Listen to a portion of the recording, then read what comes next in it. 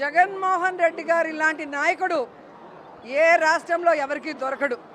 అనునిత్యం పేద ప్రజల గురించి ఆలోచిస్తాడు. కులం చూడడు, మతం చూడడు, పార్టీ చూడకుండా ప్రతి ఒక్కరికి మంచి చేసిన వ్యక్తి.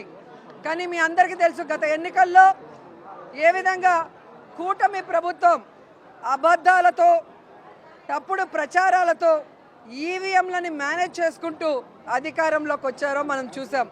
అందుకే ఈరోజు వాళ్ళు అధికారంలో ఉన్న ప్రజలు వాళ్ళని ఎవరిని పట్టించుకోవట్లేదు. ఎందుకంటే వాళ్ళెవరూ కూడా ప్రజలకి సంక్షేమాన్ని కూడా అభివృద్ధిని అందించే కార్యక్రమం చేయకపోవటం మనం గమనించాం. ఈరోజు ప్రతి ఒక్కరు కూడా మేము ఓట్లేసాం జగన్మోహన్ రెడ్డికి ఎక్కడికి వెళ్ళాయి అని బాధపడుతూ మళ్ళీ జగనన్న ముఖ్యమంత్రి అవ్వాలి, మా జీవితాలు బాగుపడాలని ఈరోజు ప్రజలందరూ కూడా స్వచ్ఛందంగా జగనన్న పుట్టినరోజు వేడుకలు ప్రతి పల్లెటూరులో కూడా, ప్రతి వార్డులో కూడా ఘనంగా జరుపుకోవడం మనం అందరం కూడా గమనిస్తున్నాం. ఈరోజు కూటమి ప్రభుత్వం అధికారంలోకి రావటానికి ముందు బాబు షూరిటీ, భవిష్యత్తుకు గ్యారంటీ అన్నాడు. కానీ అధికారంలోకి వచ్చాక బాబు షూరిటీ, బాధుడే బాధుడు గ్యారంటీ అన్నట్టుగా అయిపోయింది. చెప్పిన సూపర్ సిక్స్లు ఏమీ చేయలేదు. కొత్త సూపర్ సిక్స్లు తీసుకొచ్చారు. విద్యుత్ ఛార్జీలు పెంచారు, అలాగే రిజిస్ట్రేషన్ ఛార్జీలు పెంచారు, ఫ్రీ ఇసుక అంటూ 2 రెట్లు పెంచారు, నిత్యావసర వస్తువుల ధరలు పెంచారు. ఎక్కడ పడితే అక్కడ పుణ్యక్షేత్రాల్లో కూడా పబ్బులు పెట్టుకుంటూ, బెల్ట్ షాపులు తెరుచుకుంటూ ఈరోజు ఈ తిరుపతి పవిత్రతని గంగపాలు చేయాలన్న ప్రయత్నం చేస్తున్నారు.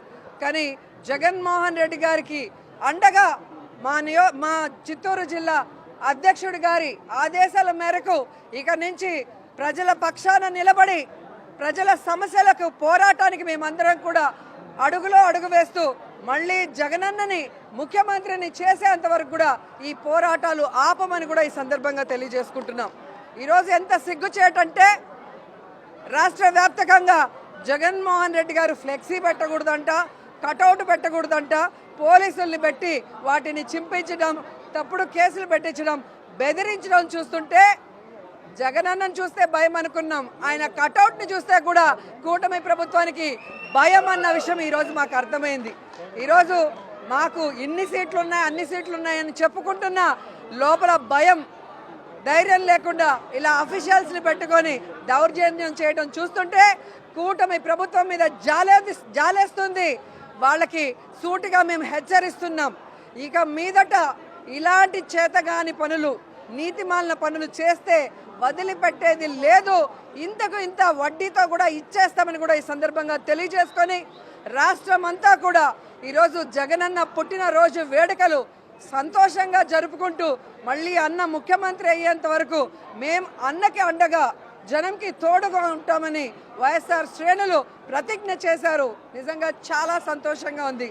అన్నకి ఆ వెంకటేశ్వర స్వామి ఆయురారోగ్యాల్ని ప్రసాదించి ఈ దొంగలందరినీ కూడా ఎదుర్కొని నిలబడే విధంగా మళ్ళీ తొందరగా ఆయన అధికారంలో ముఖ్యమంత్రిగా వచ్చే విధంగా చేయమని వెంకటేశ్వర స్వామిని మనస్ఫూర్తిగా వేడుకుంటున్నాను. జై జగన్.